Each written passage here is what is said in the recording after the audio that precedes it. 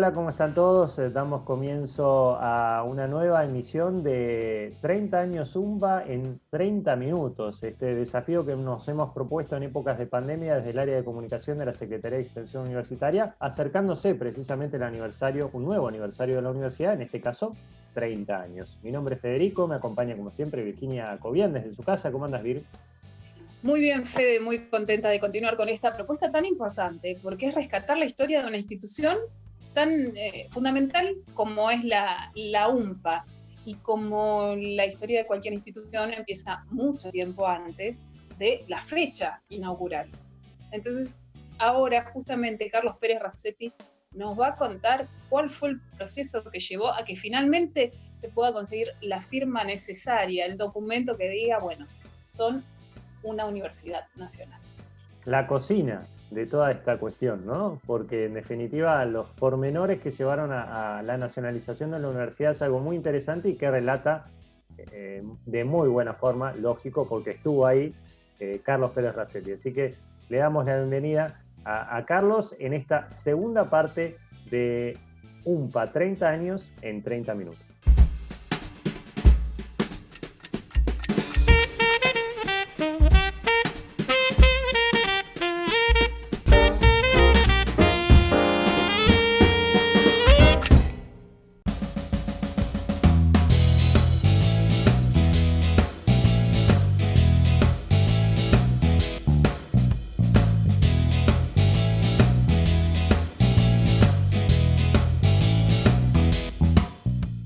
¿Qué recordás de cuando te enteraste precisamente que se nacionalizaba la universidad? Bueno, el tema de la nacionalización empieza en realidad con el propósito original, que fue el de que hubiera participación de nación en el presupuesto de la universidad. Es decir, que fue una universidad federal en serio, participando dos provincias, Tierra del Fuego y Santa Cruz, y participando el gobierno nacional del financiamiento también. Especialmente para pagar todas aquellas cosas que son más difíciles de afrontar en el marco de provincias que además nunca tienen dinero de sobra y que no tienen la costumbre, digamos, la práctica de invertir en temas propios de las universidades como investigación, formación de posgrado, etc. Bueno, pero nuestro intento de conseguir ese aporte nacional era, digamos, novedoso primero, no existía la figura, aunque sí se podría crear por ley en el presupuesto sin problemas, pero hay que crearla, una figura que no existía. Un día, entonces, estábamos viajando a Concordia por tierra porque el mal tiempo no permitía ir en vuelo, entonces se armó una caravana en la que estaba también el secretario de Políticas Universitarias de esa época, que era Del Bello, que era con quien nosotros presionábamos a Nación, digamos, sugeríamos, pedíamos, insistíamos para ver si nos daban este aporte presupuestario nacional, pero habíamos conseguido un subsidio en su momento, pero queríamos un aporte presupuestario estable puesto en la lista, digamos, del presupuesto de cada una de las universidades nacionales, abajo que dijera Federal de la Patagonia Austral, tanta plata. Digamos.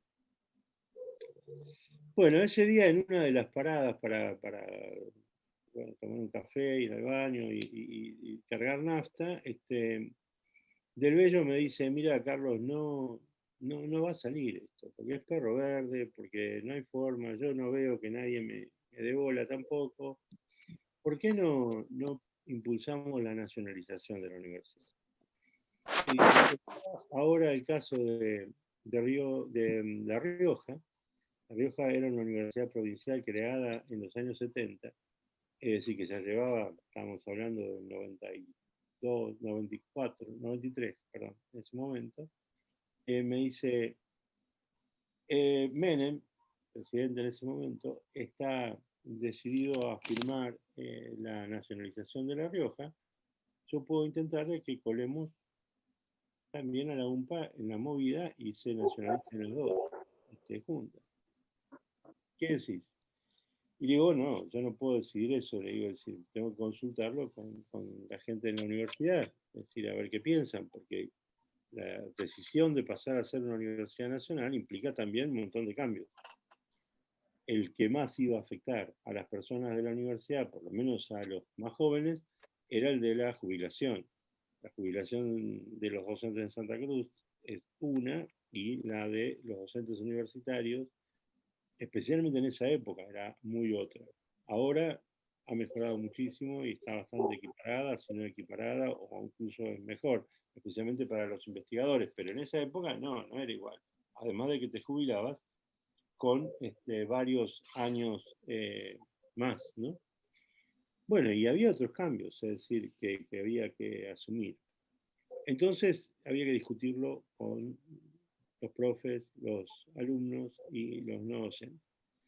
Bueno, hicimos esa discusión y prevaleció la idea de ir hacia la Universidad Nacional. La verdad que como Universidad Provincial estábamos muy mal, así que presupuesto y todo eso. Y bueno, todos sabemos que la figura de la Universidad Nacional siempre es una figura fuerte y prestigiosa, así que eso colaboró para que se juntara el aval necesario. Y así fue que empezó la discusión esta. Pero ¿qué pasa? Las cosas no fueron automáticas, ni mucho menos. Es decir, primero porque Menem nunca firmó el proyecto de ley nuestro. Sí firmó el de La Rioja, pero no el nuestro. Yo estuve con algunos rectores en un desayuno, digamos, con Menem, en Casa de Gobierno, en algún momento de este trámite, y le pregunté, presidente, ¿está ese trámite en la Universidad Federal de la Patagonia Austral? Que usted debería, bueno, me dicen que usted había dicho de firmar. Sí, Pelado, che, ¿qué pasa que no me traes? Pelado era Rodríguez, que era el ministro de Educación, estaba ahí. ¿Qué pasa que no me traes para firmar esto de los muchachos? Si estamos de acuerdo, pero ahora nunca lo quiso firmar, nunca lo firmó. Bueno, en una entrevista con Del Bello, yo viajaba todo el tiempo a Buenos Aires por estos temas para ir hablando con unos y con otros y tratar de presionar para que salga algo, o de, más que presionar, la verdad, de impulsar, digamos, y tratar de convencer gente. Del Bello me dice, no lo va a firmar. Ya está, el proyecto de La Rioja ya fue al Congreso y es evidente que Menem no quiere firmar esto. Muchas razones supongo que se mezclaban. Estaba medio peleado con Kirchner, que en ese momento era el gobernador. Yo estaba en el Frepaso, poco se ayudaba. Bueno, y tampoco no éramos La Rioja. Es decir, no había un interés cercano para él. Y si bien la historia de nacionalizar universidades provinciales es vieja en Argentina, casi todas las universidades tradicionales de Argentina fueron primero provinciales, ¿no? Litoral fue la Universidad de Santa Fe antes, la de Córdoba y la de Buenos Aires fueron provinciales primero, bueno, en fin, muchas. Pero más allá de eso, eso no lo tenía, en el registro de las personas no estaba, y la nacionalización que después se dio en algunos casos en los años 2000 con otras universidades provinciales no era común. Así que me dice, ¿por qué no buscas que alguien presente el proyecto directamente en el Congreso? Ahí mismo, en la oficina de Del Bello, pedí que me comunicaran, porque me dice, ¿no tenés alguien para llamar, qué sé yo, que pueda, dice, alguien que no sea del Frepaso, porque alguien que sea de Menem, para... Y en ese momento estaba el senador Molina, que era de Caleta Olivia, y que Molina falleció ya, era cuñado de Puchelli, me acuerdo, y yo lo conocía, por supuesto, por mi militancia en el Partido Socialista durante años, y era el jefe del bloque de diputados peronistas en el Senado, de senadores peronistas, digo, en el Senado. Así que era alguien que tenía mucho poder.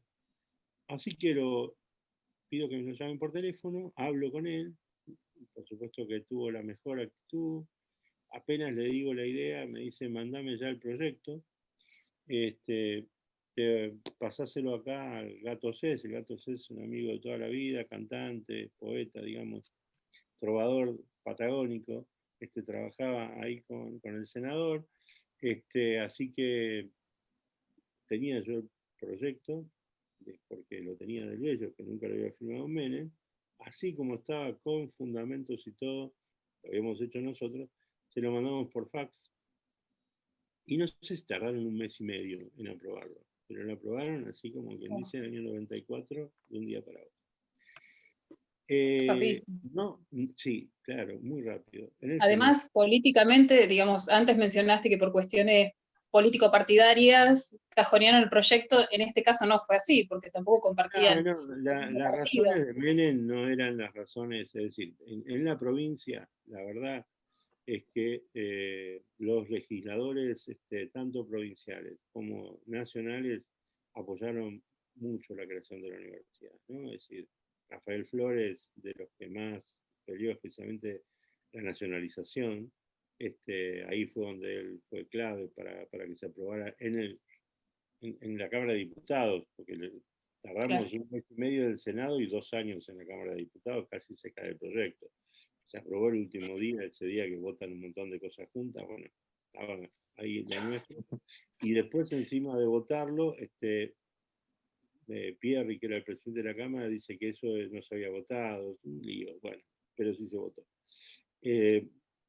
Patterson, también un diputado radical nacional de San Julián, también hizo un aporte muy importante. En la provincia, digamos, tanto los peronistas como los radicales apoyaron la ley para crear la Universidad Federal, después apoyaron la ley para transferir la Universidad Provincial a la Nación, sin perder un día de tiempo y sin ninguna objeción, y la verdad que en eso, y lo mismo pasó con Molina, digamos, tuvo la mejor actitud y todo eso salió rápidamente en el Congreso, él tenía poder en el Senado y eso salió. No, lo de Menem era, digamos, otro circuito, ¿no? El del Ejecutivo, que siempre está negociando con las provincias, dando y sacando, bueno, eso es propio de la política en ese marco. Pero como te decía, no fue tan fácil en diputados. En diputados fue 2 años de peregrinar. Y esos 2 años viajamos acompañados a veces de los decanos, decanos de un sector político y de otro, para que se viera que no éramos sectarios, porque además no lo éramos. Y participábamos de las comisiones, de la reunión de la Comisión de Educación de Diputados, y tratábamos de convencer a todos, a cada uno diciéndole algo que les gustara, qué sé yo. Teníamos a Rico en la comisión. Aldo Rico era parte de la comisión. Bueno, me acuerdo que le dijimos, mi argumento con él era que nosotros, la universidad más cercana que teníamos era la de Magallanes en Chile. Y entonces se ponía verde y, ¿cómo puede ser? Claro. Cada uno había que pincharlo de alguna forma. Claro. Había que pincharlo. Más serios fueron los otros, debo decir. Ahí en la Comisión de Educación había gente con experiencia universitaria, y bueno, hubo que fundamentar, etcétera. Nuestra universidad se aprobó el mismo día que se aprobaron, es decir, la nacionalización de nuestra universidad se aprobó el mismo día que se aprobó la creación de la Universidad de Villa María y de la de 3 de febrero. Que además iban juntas, es decir, no había que opinar nada de las otras, porque si opinabas en contra, el acuerdo no salía, claro. Así que, viste, íbamos todos. Era el paquete, completo. Y bueno, el día de la votación, obviamente que yo estaba ahí en el Congreso, así que me enteré porque estaba presente, estaba como invitado ahí en la bandeja, digamos, donde uno puede estar, y bueno, después de eso, Marta Ambos, que era la vicerrectora, estaba en una reunión nacional sobre el tema de evaluación, así que nos juntamos y nos tomamos un vinito para festejar. Y al otro día me enteré que después que me fui, apareció toda esta discusión, que no fue para el público, sino que fue entre diputados y Pierri, de qué se había votado y qué no. Porque en realidad se votó con un conjunto de como 40 leyes. Es algo que pasa mucho a fin del año, que votan en una sola votación varios proyectos que están acordados. Bueno, este fue el caso. Así que ese es, nos enteramos porque estábamos ahí impulsándolo, claro. todo el tiempo. Siguieron el proceso paso a paso. Ahora, Carlos, un visionario realmente, ¿no? Vos con toda esta gente que nombraste que fueron proyectando con un objetivo claro, la Universidad Nacional, la nacionalización de todos estos institutos que fueron surgiendo. Pero si nos venimos a hoy, creo que la universidad tiene dos características muy particulares, importantísimas y fundamentales que forman parte de su idiosincrasia. Uno es el cogobierno y otra la forma tan particular que está conformada en cuanto a lo territorial. Esa es una visión que creo que con todo lo que contaste acabas de explicar cuál fue el origen. Ahora, en ese momento, ¿qué pensabas? ¿Qué iba a ser la universidad? ¿Cómo iba a estar planteada 30 años después? Bueno, no tanto, no pensaba, me parece, es decir, uno sabe que cuando se crea una universidad se corre el riesgo de crear algo por 900 años, porque, por ejemplo, pasó con la Universidad de Bolonia, ya cumplió 900 años, y con la Universidad de París. Son las instituciones más antiguas que hay si sacamos a la Iglesia Católica, digamos, es decir, que siguen siendo la misma institución, ¿no? Esto es un fenómeno para atenderlo, ¿no? En Argentina se cerró la Universidad de Luján durante la dictadura y cuando empezó la democracia se volvió a abrir, es decir, se reparó aquel agravio, digamos, de la dictadura con esas universidades. Y las universidades, está bien, hay otros países donde universidades que funcionaron muy mal han sido cerradas, especialmente privadas. En Argentina, las que se cerraron porque quebraron, pero no por decisión del gobierno. Salvo, como digo, en dictadura. Entonces, son instituciones que uno sabe que después van a ir trabajando y desarrollándose por su cuenta de un modo u otro. Al estar en el marco del régimen de universidades nacionales, vos te asegurás dos cosas. Una,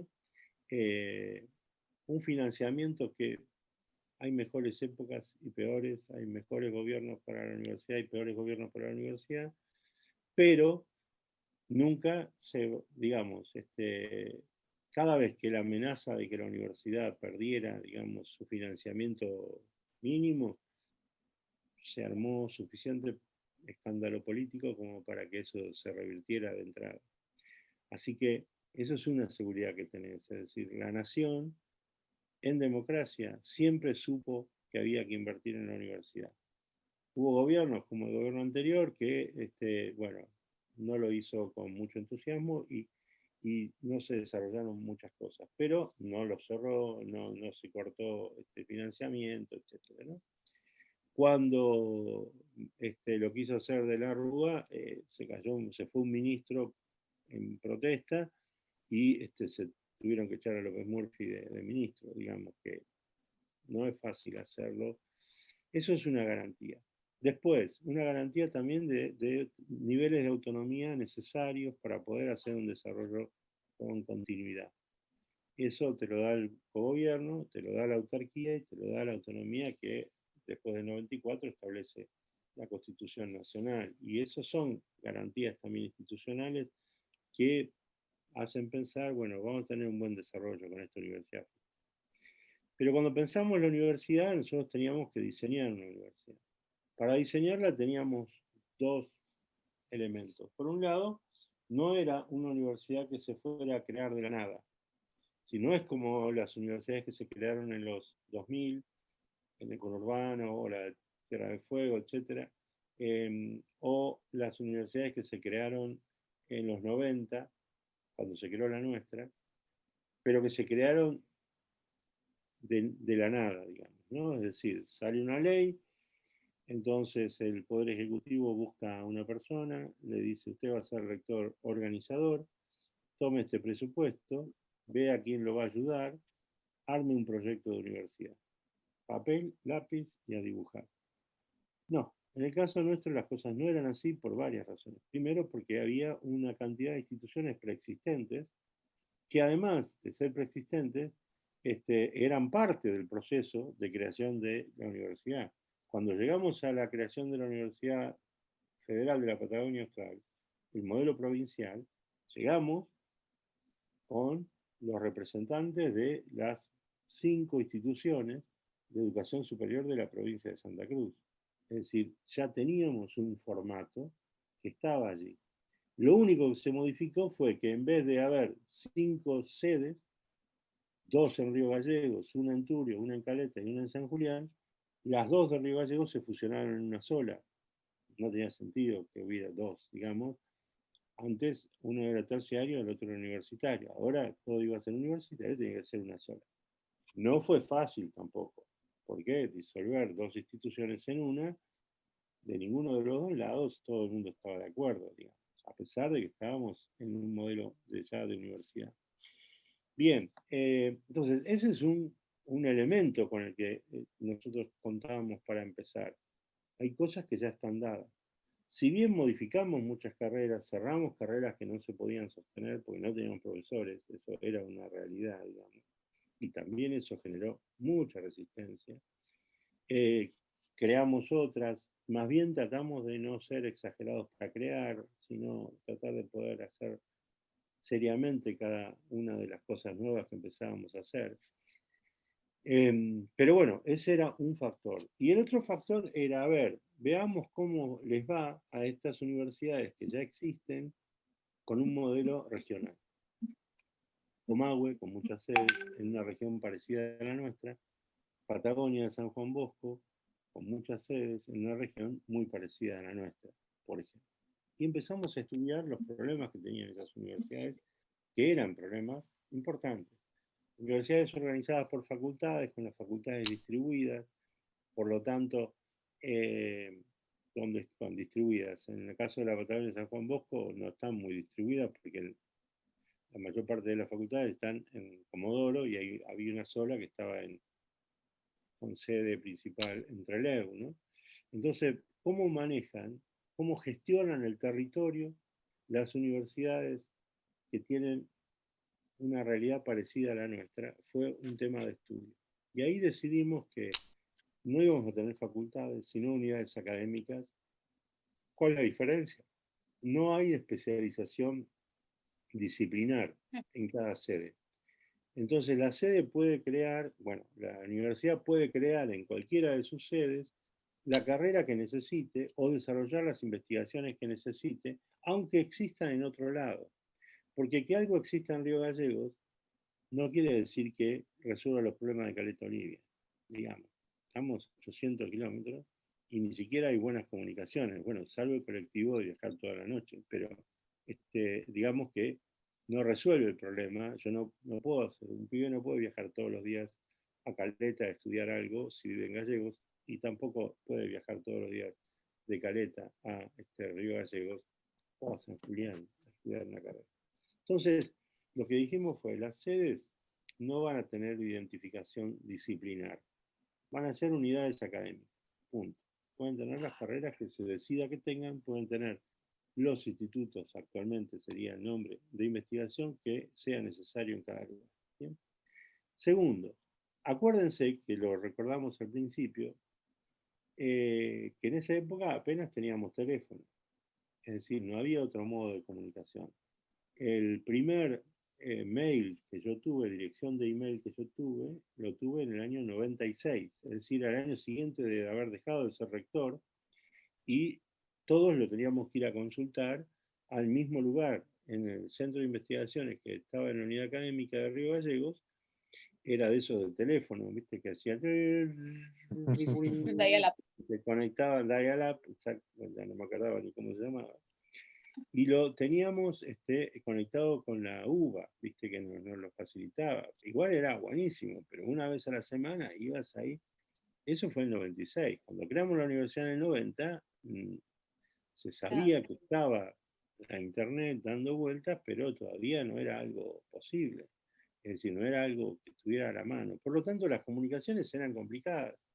Viajábamos todo el tiempo, horas y horas de ruta. Bueno, todavía ahora se hace, solo que muchas otras cosas las podemos resolver de otra manera. Entonces, ¿qué significaba esto? Que teníamos que darle a las... bueno, además yo tenía la experiencia en educación. Las designaciones, por ejemplo, en educación siempre fueron un problema porque tienen que ir a Río Gallegos. Entonces la gente está 4, 5 meses, 5 horas, era un lío.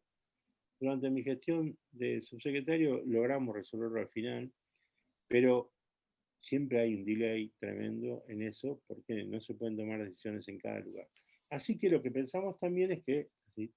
Las unidades académicas tuvieran una descentralización operativa muy importante, muy fuerte, mucho mayor que la que tienen las facultades.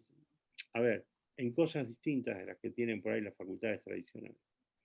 Que para los trámites y para las cuestiones de gestión se tomaran las decisiones en el Consejo Superior y después queden habilitados, digamos, en cada unidad académica los responsables, decanos, etcétera. En ese momento se llamaban directores al principio, directores de unidad académica. Pero bueno, después se puso el nombre de decano porque el rol es equivalente a un decano. La gente se cansó de explicar qué era. Dijo, ¿y usted qué es? ¿Director? ¿Qué significa? Bueno, así que hubo que homologar los nombres y se hizo, pero después que yo me fui ya de rector. Entonces, este fue otro aspecto. Por supuesto, esta estructura después tuvo sus propios problemas. Y esos problemas ya los advirtió en el 95 la primera evaluación externa que nos dijo, esta descentralización que ustedes necesitaban tiene un problema. Si las unidades académicas no cooperan entre sí, van a tender a ser 4 universidades mediocres, cada una por su cuenta, en vez de juntar las capacidades para hacer una universidad de calidad. Claro. Esa recomendación que nos hicieron, por escrito además de palabra, los primeros evaluadores en el año 95 recién la pudimos resolver como universidad cuando se modificó el estatuto ya en el 2010, creo 2011, y se decidió, digamos, crear las figuras, después hubo que implementarlas, de los institutos y las escuelas que ya son transversales y permiten, digamos, bueno, mantener la descentralización operativa para que cada unidad académica pueda dar respuestas en tiempo y forma, digamos, a su realidad, pero al mismo tiempo existan estas instancias transversales que son las escuelas y los institutos, en los cuales la investigación y la extensión por los institutos y la docencia por las escuelas dialoguen entre sí las materias afines, los profesores y los estudiantes y los gestores de actividades disciplinarias académicas afines. Por supuesto que hay que hacer crear una cultura de estas nuevas instituciones, de estas nuevas figuras institucionales, y se va haciendo de a poco. Yo creo que falta mucho todavía de esta cultura, digamos, de sistema, de pensarse como una universidad, más allá del orgullo que cada pertenencia subinstitucional a una unidad académica nos otorga a todos, porque, cierto, cada uno de los profesores, más los estudiantes, se identifican con su sede en la que viven, digamos, o trabajan, o estudian, pero la pertenencia a la universidad es imprescindible para que podamos construir una calidad sustentable en una zona donde los recursos humanos no sobran, donde el acceso a la formación superior, bueno, hay que pelearlo todo el tiempo. Ahora tenemos nuestros doctorados, tenemos investigadores del CONICET, tenemos centro de investigación, tenemos institutos, tenemos equipamientos, es decir, ni auto, quiero decir ni auto, ni una camioneta. La primera camioneta la dio, me acuerdo, Kirchner, era una que nos dio el ministro de Educación, no la cobró, entre paréntesis, era usada, recauchutada, una F100, digamos, doble cabina, que ya estaba en uso cuando yo era subsecretario de Educación, en el año 84, 85. Pero bueno, con eso anduvimos, y cuando se necesitaba ayuda, por ahí el INTA nos prestaba un vehículo, bueno, con alguien del INTA que lo pudiera manejar, porque no puede manejar cualquiera un auto oficial de un organismo, ¿no? Bueno, hoy la universidad, por supuesto que faltan muchas cosas, pero tenemos edificios propios en todos lados, falta un buen rectorado que es imprescindible, pero bueno, el rectorado fue al último lugar porque las prioridades estaban en las unidades académicas, y creo que eso fue una buena gestión de todos los rectores de estos últimos años, rectores y rectoras, ¿no? Porque tenemos a Jenny ahí con ese desempeño de sus buenos y hermosos 8 años. Quiero decir, se hicieron muchas inversiones en equipamientos, etcétera. Por supuesto, siempre es necesario más, necesitamos mayores esfuerzos, pero parece que a mí me da mucha alegría, mucho orgullo ver la universidad como está hoy. Y me ha pasado, ustedes saben que después de dejar de ser rector, fui diputado provincial durante 5 años. Me eligieron 2 veces, pasa que después, la segunda vez, renuncié para irme a Lacoñao, cuando me designaron ahí. Pero bueno, me acuerdo una vez en San Julián, visitando a la gente para hablar de política.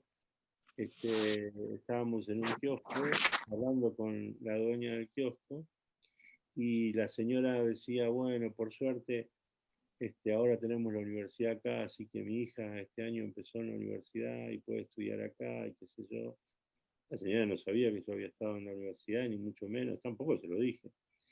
Pero es una linda satisfacción pensar que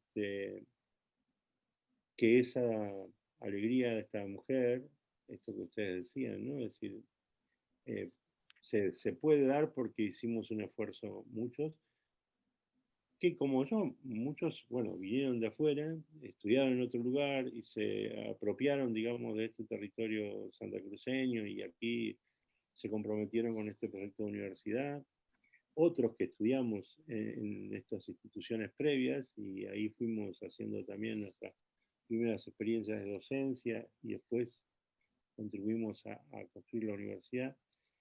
Pero bueno, y la sociedad política, porque como decía Jacques Derrida, la creación de una universidad no es un hecho universitario, siempre es un hecho político, aun cuando en el caso nuestro se construyó mucho desde adentro, pero lo que hicimos fue un gran esfuerzo para lograr que la decisión política estuviera en el momento que fue necesario que estuviera, ¿no? Y por suerte, o por el esfuerzo de todos, y la visión de los que tenían que tomar las decisiones estuvieron en su momento. Bueno, Carlos, mejor reflexión para el final no puede haber. Te agradecemos muchísimo tu tiempo, tu predisposición. Hemos tenido charlas previas, los minutos que estuvimos hablando recién, te agradecemos muchísimo. La idea original era un documental, esto no lo comentamos con Virginia en principio, pero bueno, producto de esta pandemia hemos readaptado el formato, pero no queríamos dejar pasar la oportunidad de recopilar estos testimonios tan importantes para seguir escribiendo la historia de nuestra universidad. Así que te agradecemos mucho, Carlos. Te esperamos cuando vengas para acá, estaremos reencontrándonos. Nos vemos, chao, chao, gracias. Muchas gracias, Carlos. Bien. Bueno, fue así que llegamos al final de esta charla con Carlos Pérez Racetti. La verdad, una clase de Ciencia, Universidad, Sociedad, capítulo UMPA, ¿no? Espectacular. Totalmente, qué importante que es escucharlo hablar, y yo me quedaba con esa anécdota que contaba, que había escuchado a una señora diciendo qué suerte que ahora tenemos universidad acá, mi hija va a poder estudiar. ¿Será consciente realmente Carlos Pérez Racetti de la cantidad de personas alcanzadas por la UMPA? ¿Cuántas personas les cambió la vida, la existencia de esta institución? Y bueno, y por eso vamos a estar eternamente agradecidos todos los que tuvimos la suerte de formar por parte de nuestra querida UMPA. Él comentaba un poco lo dificultoso que se hacía al principio de lograr los recursos humanos, los profesores, ¿no? Que en definitiva formen o que estén dedicados a las determinadas carreras que se ofrecían en los orígenes. Y pensar que hoy, siendo una universidad joven todavía, tenemos muchos de esos profesores que ya fueron formados en la universidad, ¿no? Gente que se formó en la UMPA, que a su vez está formando a nuevos profesionales en Santa Cruz, y eso es muy significativo y que se pone en valor en la medida que va pasando el tiempo, ¿no? Y que se va logrando esa trayectoria que bien mencionaba Carlos, que no solo tiene que ver con la formación, tiene que ver con la investigación y también con una pata muy fundamental y que cada vez está más fuerte, como es la extensión, ¿no?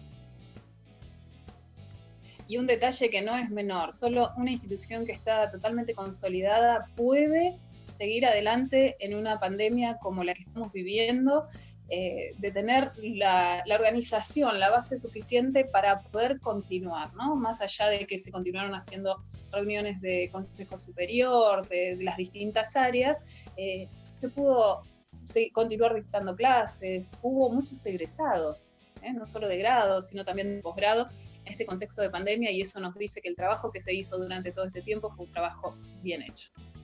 Muchos van a decir, yo me gradué en la UMPA en pandemia ahora, ¿no? Totalmente. Es verdad. Así Y bueno, será. y nosotros hicimos... Para la historia. Queda para la historia, sin duda. Y nosotros, esta propuesta, planteada en diversos capítulos, que tendrá como protagonista a varios personajes que hicieron y que son parte de la historia de la UMPA, va a continuar. La idea es ir acompañándolos camino a este aniversario que se viene, el 6 de diciembre, y después también, lógico, con la posibilidad de ir recopilando estos testimonios que son los que construyen y escriben la historia de nuestra universidad. Así que, Vir, bueno, será hasta el próximo capítulo, hasta la próxima unidad, si nos vamos en términos de académicos, ¿no? En la próxima materia. Con esta cátedra. Claro. La cátedra UMPA 30 años, la historia. Claro, UMPA 30 años la historia. En este caso nosotros no somos los que damos cátedra, lo vamos a aclarar. Son los invitados. No simples servidores. Bueno, mira, hasta la próxima entonces. Chau, chau. Hasta la próxima, Fede.